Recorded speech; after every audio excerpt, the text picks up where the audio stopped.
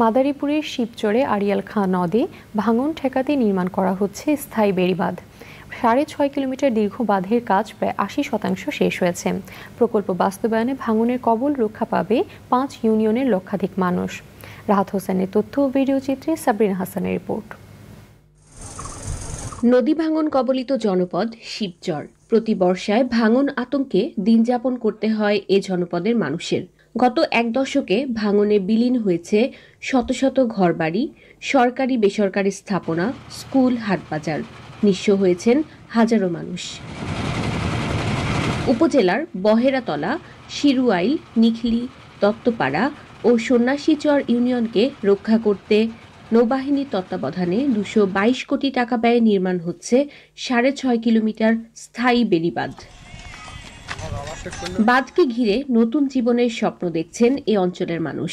আমাদের এলাকাবাসী হিসেবে চলাফেরা মনে করেন এই যে রাস্তা হয়েছে, এদের উপর থেকে মানুষের হাঁটতে চলে সুবিধা পাবে, রাস্তা হইতেছে, আশপাশের মনে করেন সবারই উপকার হইতেছে। দেখা গেছে নদী ভাঙ্গা, এই নদীর উছলাতে মনে করেন অনেকেই ভিটাবাড়ি হারা হয়েছে। নদী বাঁধ দেশে এখন আবার পাথর হালাইতেছে, আমরা এতে খুব ভালো আছি। ৪-৫ বার আমাদের নদীতে ভেঙে নিয়ে গেছে গা, আমাদের ঘর বাড়ি যা ছিল সবকিছু নদীতে বিলীন হয়ে গেছে গা, কেন আর পরবর্তীতে আর ভাঙবে না। ৪ বার নদী ভাঙছে, স্কুল ছিল, কলেজ ছিল, মাদ্রাসা ছিল, সব নদীতে ভেঙে নিয়ে গেছে। নির্ধারিত সময়ের আগেই কাজ শেষ হবে বলছেন প্রকল্প ব্যবস্থাপক।